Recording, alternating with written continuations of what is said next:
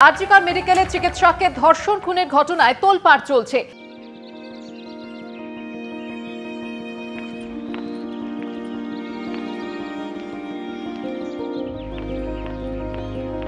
কর্মক্ষেত্রে নিরাপত্তা ও সুরক্ষার দাবিতে সরব জুনিয়র ডাক্তাররা। এই আবহেই চিকিৎসার গাফিলতিতে এক রোগী মৃত্যুর অভিযোগে তুলকালাম বাঁধল উত্তর 24 পরগনার সাগর দত্ত হাসপাতালে।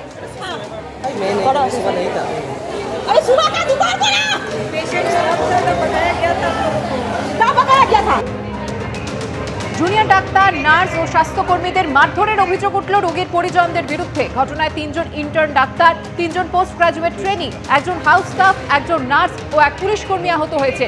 প্রতিবাদে কর্মবিরতি শুরু করেছেন সাগর দত্ত মেডিকেলের জুনিয়র ডাক্তাররা। এখানে সবাই দাঁড়িয়ে আছেন, চিকিৎসা পেয়েছেন কি পাননি বলুন? চিকিৎসা চলছে, প্রতিবাদ চলছে, কিন্তু আমাদের দিদির বিচার এখনো নেই। আমরা সব জেএনএম এর ডাক্তার, স্টুডেন্ট, শিক্ষক সব এখানে আজকে দাঁড়িয়ে আছি, আপনাদের জনগণের জন্য দাঁড়িয়ে আছি। আপনারা একটা সাহায্য করবেন, বাইরে গিয়ে পুরো পৃথিবীকে বলুন যে কল্যাণীতে প্রতিবাদ চলছে এবং পেশেন্টও দেখা হচ্ছে। লোকেরা যেন না বলে যে পেশেন্টের ক্ষতি হচ্ছে এই প্রতিবাদের জন্য। এই হাসপাতালে পেশেন্টও দেখা হচ্ছে, প্রতিবাদও চলছে।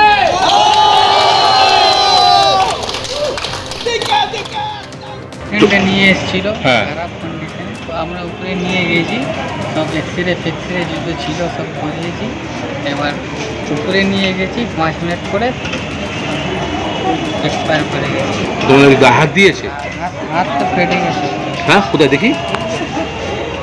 প্রত্যেককে মানে ফিজিক্যালি ধাক্কা দেওয়া হয়েছে। আমার কলিগ, তাকে তো লিটারেলি একদম পুরো গলা দিয়ে ধাক্কা মেরে দেওয়া হয়েছে, সেও যখন আসে হেল্পের জন্য।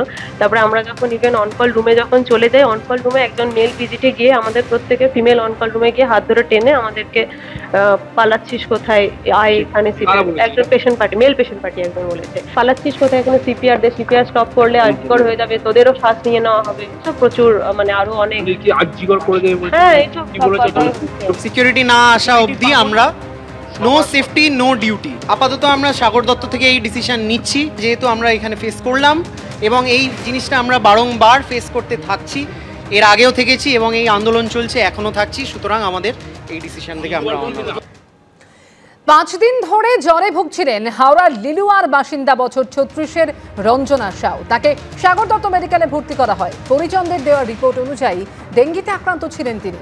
গতকাল তার মৃত্যু হয়েছে। পরিবারের দাবি, কার্যত বিনা চিকিৎসায় মৃত্যু হয়েছে রোগীর। जूनियर डॉक्टर लोग आया, एक लेडीज आई, बोला कि रिपोर्ट कराइए देखेंगे। मेरा बच्चा को कष्ट हो रहा है, सांस लेने नहीं पा रही है, हाथ पास ठंडा हो गया था। ट्रीटमेंट किया ही नहीं, कुछ दवाई नहीं दिया डॉक्टर लोग। उसी के लिए मेरा बच्चा मर गई। अभी लेके दूसरा हॉस्पिटल लेके जा रहे हैं तो ले जाने नहीं दिए, धक्का धुक्की किए।